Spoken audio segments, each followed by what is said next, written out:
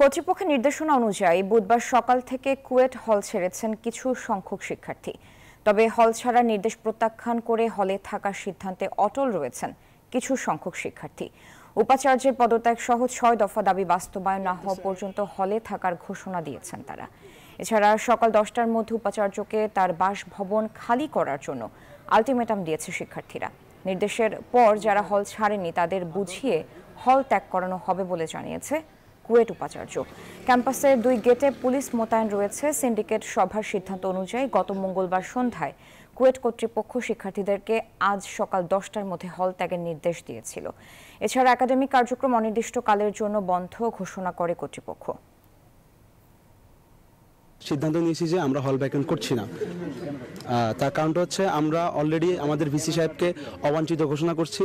যেহেতু আমরা ভিসি সাহেবকে অবাঞ্ছিত ঘোষণা করিয়ে দিয়েছি অলরেডি, তো ওনার আন্ডারে এবং ওনার সিন্ডিকেটের আন্ডারে যে সিদ্ধান্তটা আসছে আমরা এটা কোনোভাবেই মেনে নিচ্ছি না। আমাদের দায়িত্ব আমার ছাত্রকে সিকিউরিটি দেওয়া।